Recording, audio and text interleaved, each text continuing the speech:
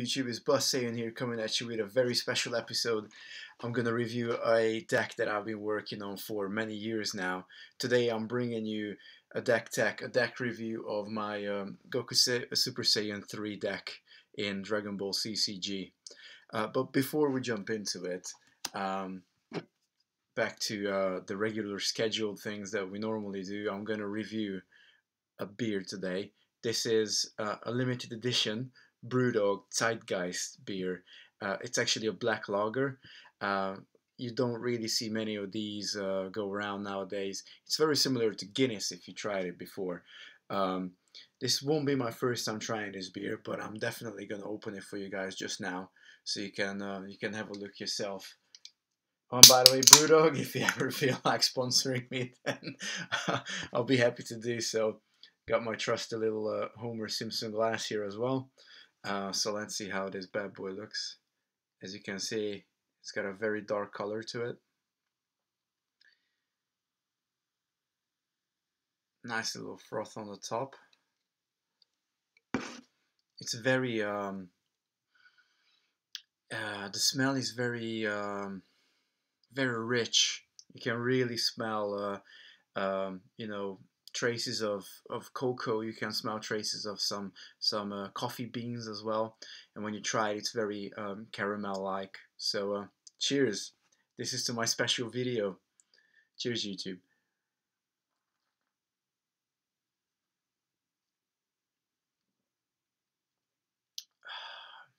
Really nice. It's a very special beer. Shout out to my mate Tibor back in Hungary. He's a massive Guinness fan. And a lot of the times when I go back home, I try and bring a few cans back for him, because I know he loves very much his Guinness. And the best one is always on draft, but you can get close enough if you buy the glass bottle ones. I guess you got there, as the Hungarians say. Right, so into the deck review. I'm really excited about this, guys. Like I said, I've been tinkering, I've been thinking about this deck for many years.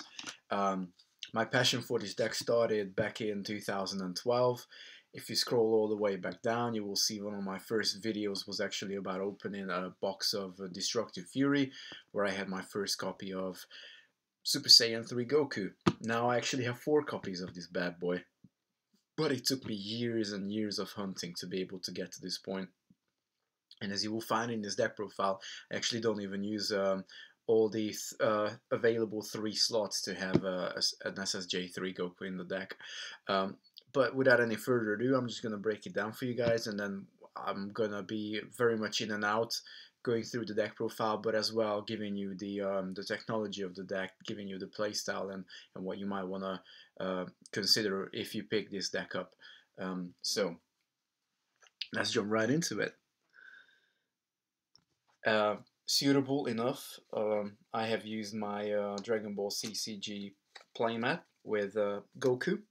So for turn zeros, we run 3 Goku. The turn 0 Goku. 2 of them are foil, as you can see. Really nice cards. It's an absolute necessity for this deck. It's absolutely essential, as we are running 3 copies of Awakened by the Anger. And Awakened by the Anger basically allows you to, if you have a Goku with a turn cost of 4 or less in play, in your action phase, you can move target user back to its owner's hand and place a Goku Warrior card from your hand to any of your teams in any position. Straight away, this gets around some of the issues that you might come across when you play SSJ3 Goku. One of them being that he's a turn 7 card and he costs 3 chi. The other thing is that you cannot send him out to battle in teams with 3 or more warriors. So you can only send him out if he's 1 and he has an additional support warrior in his team. However, in the turn when you play him with Awakened by the Anger, not only you get to play him in turn 6, which is a turn ahead than you would normally be able to play him, it also costs you 1 less chi, and one of the chis turn generic instead of all 3 being super. Plus, in your action phase, you can basically put him into any of your teams as long as turn 0 Goku is your main character, your front character. You can actually put SSJ3 Goku into teams where you have 2 support warriors. So it can be extremely devastating for your opponent on the turn when you drop Goku. Obviously, in the following turns, if your opponent is still alive, you didn't scoop, and you didn't win the game yet, then you have to reduce the team number down to 2, including Goku in that team. But Awakened by the Anger is a very neat way to get around some of the slight drawbacks that Goku has in its SSJ3 form. Carrying on with the other turn zeros, Old Kai seems to be a staple in most of my decks, and it is very much the same here as well. We run 3 copies of Old Kai. A couple of reasons. This deck is very much designed to basically survive for a good number of turns until you get to turn 6, where you can actually deploy the technology that I've just shared with you guys. But also Old Kai is very important. Every turn you basically get to recover a card. You get to put a card from the discard area on top of your planet. One of the ways how you can die in this game is if you actually run out of cards in your deck, and Old Kai does a really good job in prolonging your life in case your opponent is about to run you out of cards from your deck. There's a lot of cards that can do that in this game. If you ever come across a deck that plays Cold Legacy with Turtles, then you're going to be in trouble. There is a very high possibility that you might get decked out, but Old Kai does a really good job in prolonging that, and might just be enough to keep you alive until turn 6, when you can drop Goku and start to rain hell on your opponent. Start to rain hell down on your opponent, in fact. We play 2 Krillin. Krillin, I think 3 would probably be overkill. Again, 2 foils, by the way. 3 would be an overkill. He's good in accelerating the deck, in allowing you to discard a card and then draw a card at the beginning of your turn. However, that is quite costly. Anytime you have to discard a card in this game, that actually costs you a resource that can be used in many other ways. So this game is very much about managing your resources in a way how you can always have a good amount of chi, you can always have your characters in play, and hopefully reduce the amount of cards that you have in your discard. Most of the cards you have in your discard you won't be able to utilize in the game, so you want to make sure that your cards are anywhere else but in the discard. However, you do want to draw into additional cards, so Krillin gives you that initial good boost to start your deck up, and he's good support as well. And then for turn 1 warriors, I run 3 Goten, all 3 foil, really nice. The reason why I chose to go with 3 is basically he's almost cannon fodder. So what you do with Goten, you play him, he's a 2/2, so he can either be your lead character or he can be your support character. But as soon as he gets a damage in and turns into a 0/0, basically gives back up to your Super Saiyan 3 Goku, or as you're gonna see, we also run the SSJ Vegeta in here, the 5th edition one, the 5th set, the set 5 one, sorry. So you know, it's arguable, you might not need 3 copies of Goten, but I thought that the turn 1 drop in a deck should be consistent enough. This is why we run the whole playset, and also the other reason being that you can basically recover 1 out of 2 of your heavy hitters from the discard, from the chi area back into your hands. And the real engine in the deck, Dr. Wheelo. There used to be many arguments about this card being splashed into all sorts of decks, and if you look at most of my deck reviews, I splash him into most of my decks as well. But the utility he gives you, being able to plunder Dragon Balls off your enemy, is already very important. I think if you ever build a deck, make sure you include at least 1 character that gives you plunder, in case you are very much on the lines of attacking and don't receive too many planet damage. Then you always want to be able to plunder Dragon Ball coins away from your enemies, and more importantly, the more Dragon Ball coins you plunder away from your enemy, the longer you prolong them from their wish, and as you might not know, but most wishes in this game can be, you know, very much game changing. We're gonna get to our wish selection towards the end of this video as well. So Dr. Reload allows you to, when you're the attacker in your strategy phase, you can discard a card. You can reveal the top 2 cards of your planet, put one into your hand and the other into your chi area. And also very important, he's got a valid effect as well, that if he is the user of a tool technique, then you may draw a card. So all sorts of acceleration built into this one card. Just really versatile. Gives you so many different avenues. Lets you dig into your deck 2 cards deep, and generates additional chi, generates additional card selection in your hand. Plus, not to mention, he's a 4-1-2-1. So for a turn 2 to be able to take over the to be one of the lead characters in one of your attacking teams is also very important. Dr. Velo, all around good card. Then for turn 3s, I run 2 copies of Tien. He's the Destructive Fury set 3 Tien. And the reason why I don't run the turn 4 Tien, which I have here for you guys, by the way, for showcasing, the main reason for that being is that even though Tien has higher stats, so he's overall a better warrior, he's still a turn 4 card. And the only other reason why I would run him is because he can use Kamehameha. The set 3 Tien cannot use Kamehameha, but the turn 4 slot is already fully taken, and it still allows you to basically get a card back from your discard area into your chi. And if you recall what I just said a few minutes ago about really ensuring that you don't end up with many cards in your discard area, Tien is also very important. Especially if you use a lot of your Krillin, if you use a lot of your Dr. Relo, you will end up generating a lot of cards in your discard area. So you want to mitigate as much as you can from that. For turn 4s, I run 3 copies of the full playset of Kibito Kai. Mainly, you could run the third form cooler here, but he's able to, again with discarding a card, which is a shame, but still you can discard another card named Kai to basically put a growth coin on target warrior you control. And as far as I'm aware, Kibito Kai and All Kai, they both share the name Kai, so technically you are able to discard Old Kai as well for Kibito Kai, and just allows you to use up cards that at that point in the game when you get to turn 4 you might not want to play, or turn 0s, you might not want to generate them down to chi from your hand, so you can always turn them into +1/+1 coins. And if you get to drop a couple of +1/+1 coins on your Super Saiyan 3 Goku, even, you know, all the better, or onto your Vegeta.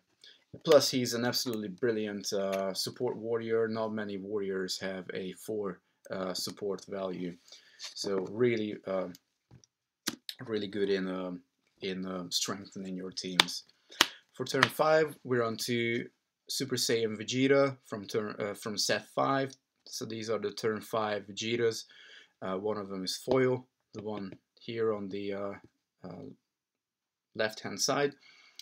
Don't worry too much about his first effect. It doesn't do anything in this deck, but the second effect, that you can look at the top 3 cards of your planet and take a technique out that he can use.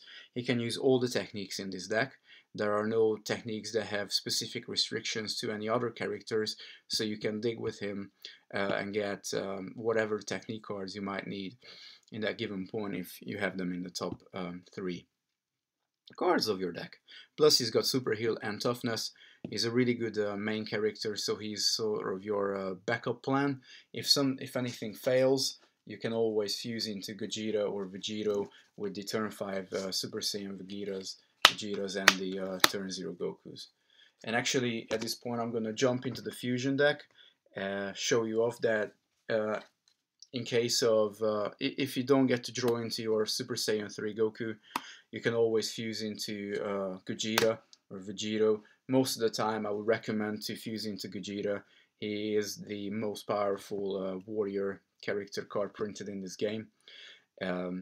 Basically, if he can shoot a Kamehameha, he can deal out 3 damage. um, which is just OP in my opinion, but still a very good card. Turn 7, so it does a very good job in saving you from tough situations. But also it's worth to run Vegito in your fusion deck. For any reason, there might be a reason why you don't want to fuse into Gogeta. If your opponent plays with a lot of techniques and you don't want to run into them, then running Vegito is your second best choice, as he cannot be affected by techniques with a turn cost of 6 or less. So these are your backup plans, but still, this deck is very much geared around getting SSJ3 Goku into play, so I would always urge you to play down that avenue to get SSJ3 Goku into play.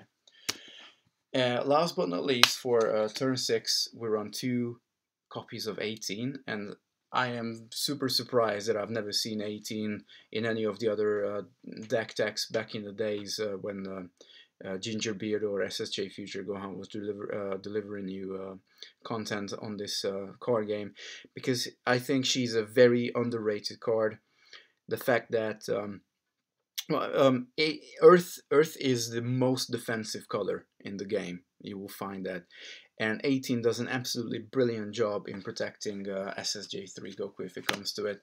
First of all, she's a really good support warrior with a 5/4 stat, so she can very easily slot into the team of 2 with Goku and make him easily a team with the 2 of them, make a team power of 11 plus as many chi you might have in your chi area. That will all bump Goku up as well. She also has backup, and for 1 Earth you can basically protect your warriors in the team where she's in. So for 1 Earth, warriors in this warriors team cannot be affected by opponent's warriors effects. Super powerful, very defensive, amazing card for this type of deck, especially where you have 1 main character who you base the whole deck around, and you want to ensure that once you're able to drop him, there is a character who can defend him straight away. And because we're running Awakened by the Anger, that's a turn 6 card. 18 is a turn 6 card as well, so you are able to play them simultaneously at the same turn and be able to bring Goku down and 18 down. And imagine from out of nowhere you all of a sudden have a team of 11. Plus, if you have a leftover chi or 2, then even better, maybe to protect the team or to bump up Goku as well. And also for free in your action phase, you can move this warrior to the bottom of your planet. In that case, negate the effect of a target technique. Again, it's a really powerful counter. It just counters any technique.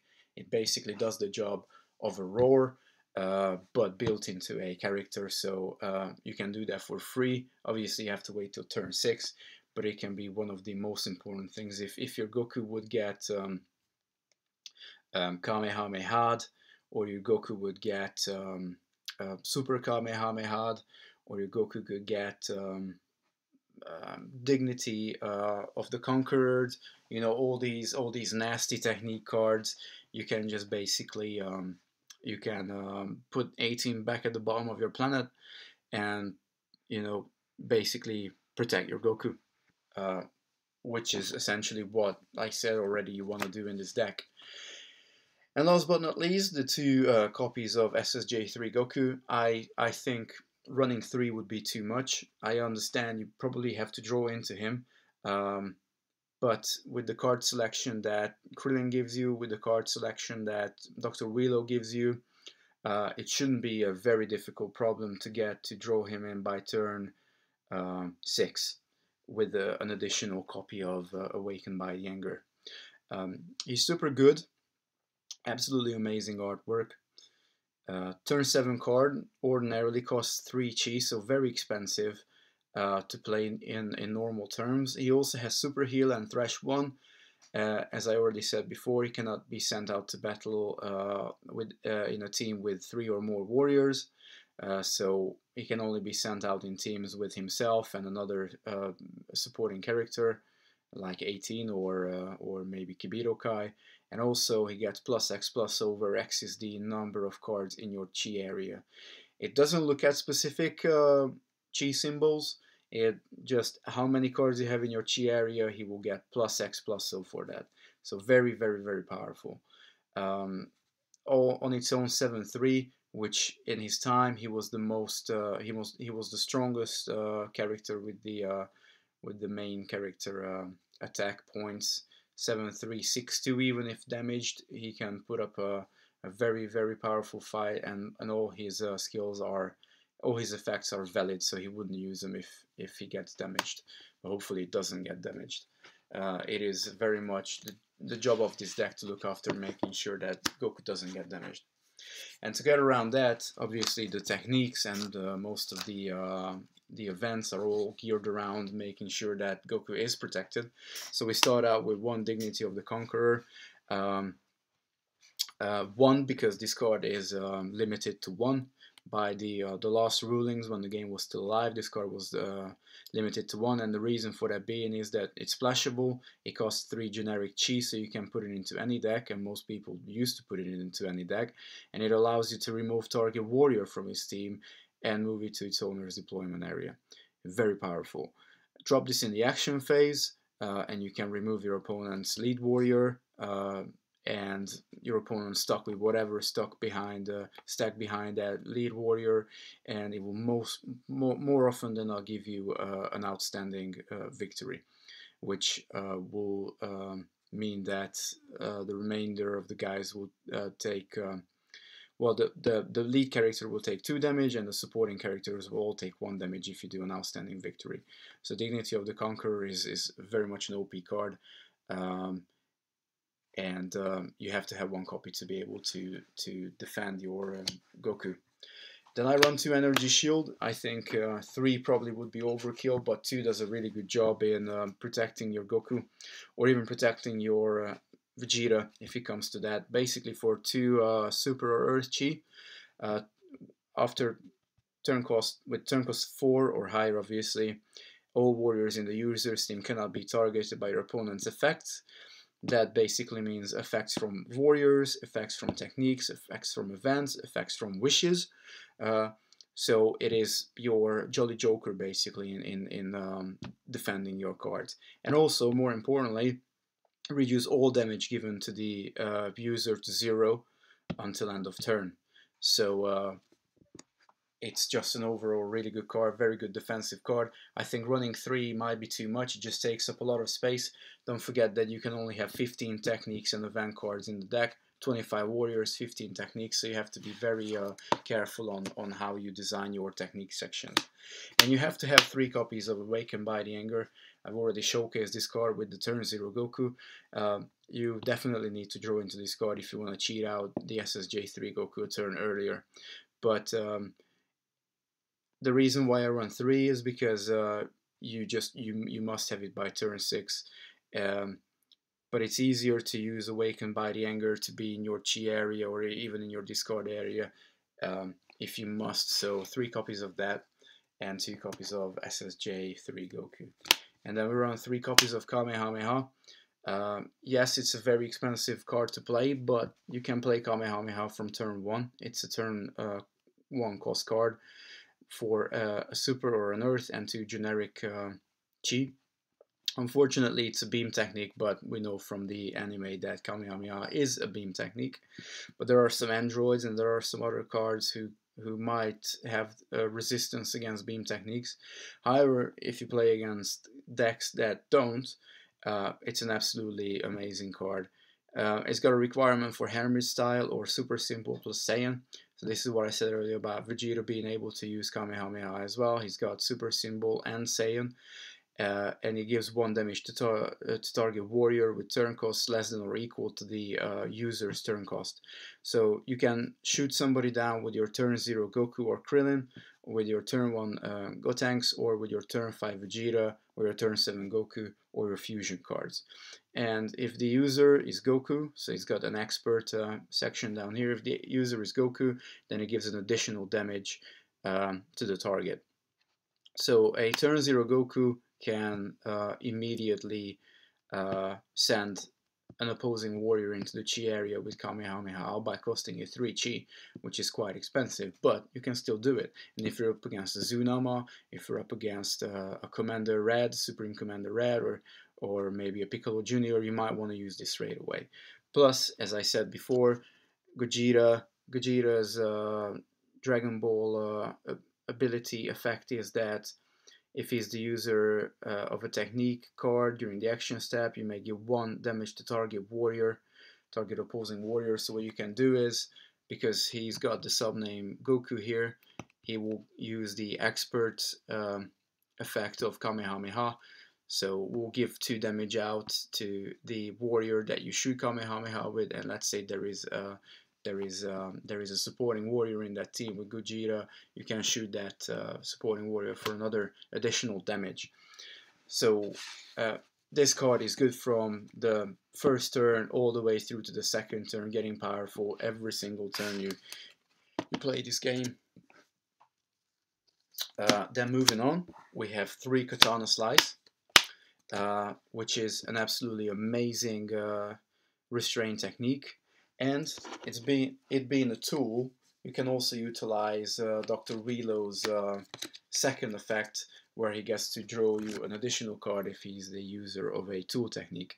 So there is a little bit of a scope for additional card drawing if you are able to use Katana Slice with Dr. Relo.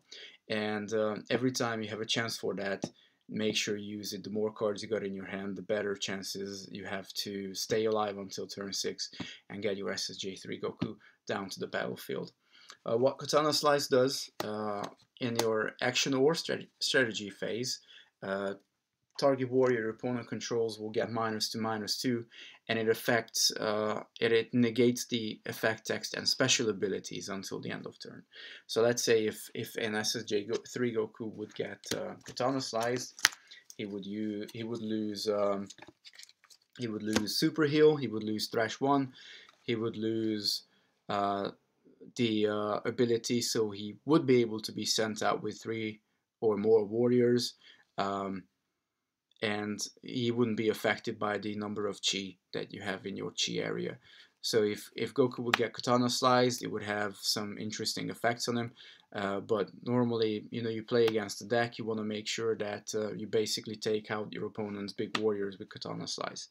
And also, it allows you to discard an event with a turn cost less than or equal to the number of warriors you control. So let's say you got 2-3 warriors down, you can take out your opponent's UFO landing, you can take out your opponent's alternate future, you can take out your opponent's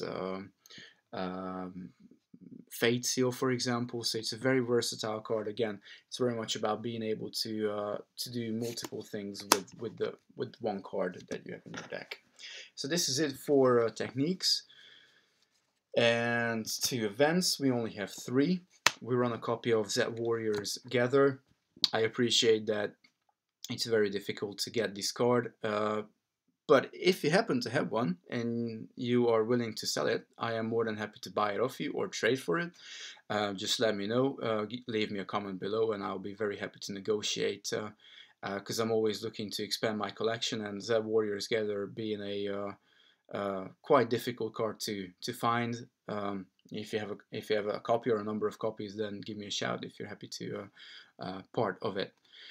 But anyway, the reason why we have Z Warriors Gather in this deck is that it basically allows you to discard a card and search your deck for a warrior that shares a symbol with the discarded card. So let's say you discard a super symbol card and you are able to search for your SSJ3 Goku. Very important.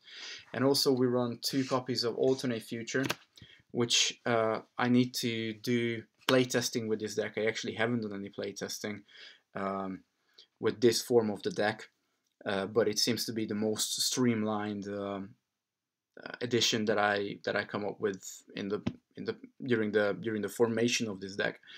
And the reason being for alternate future is it allows you to have multiple Kibito Kais in play to support your Goku.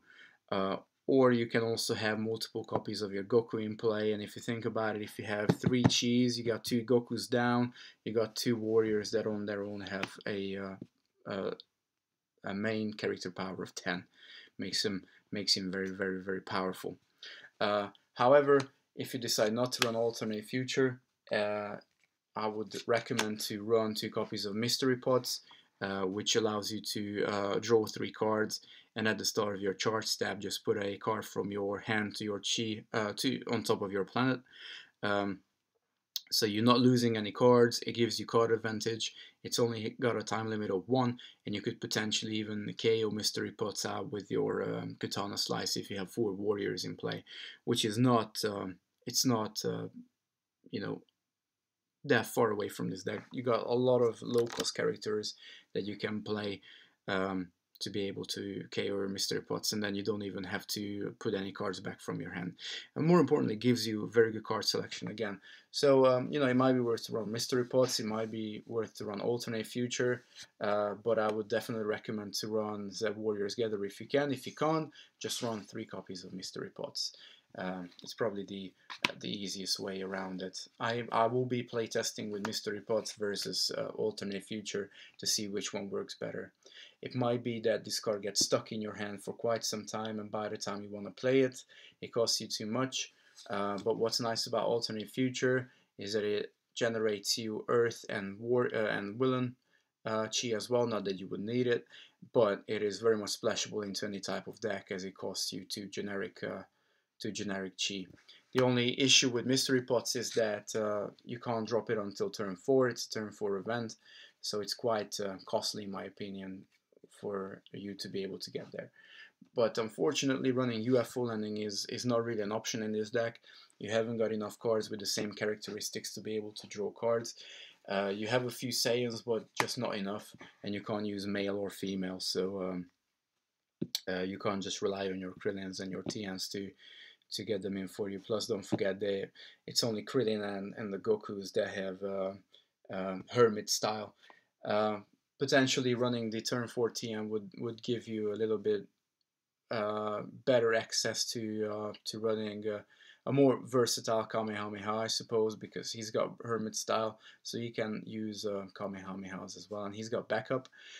He also allows you to, when he comes into play, move target technique card from your chi area back into your hand, and in that case you have to put a card from your hand into your chi area, so you know, it essentially gives backup to one of your cards. But we already have Goten to do that for the cards that are very essential to get back into your hand. So I think running the turn 3 TN is probably a better option in this deck. A few more tips and tricks with this deck. Always try and draw out the game as long as you can. If you have to fuse into Gogeta, just go for it. If that's what takes for you to win the game, then that's what takes you to win the game. If you have a Gogeta, if you have a Kamehameha, just go for it. Don't be constrained by the design of the deck. I would say always think outside the box. Obviously, your main aim is to have fun, and if fun means playing your SSJ3 Goku, then I think that's the ultimate definition of having fun. And actually, just really quickly to cover the wishes that I use in this deck, the best wish that you can have in this deck is Upa's Wish. What Upa's Wish allows you to do is, in your strategy phase, you can put a warrior card from your discard area back into play. So if you have 5-6 Dragon Balls and you see your opponent getting really close to you, make sure that you discard your SSJ3 Goku with your Krillin or with your Dr. Wheelo, and then when you get to use your wish, you know, it could be that by turn 4 you can actually get your Goku SSJ3 Goku back into play if you can Upa's Wish, and that can just quite easily break the game, really, to be honest.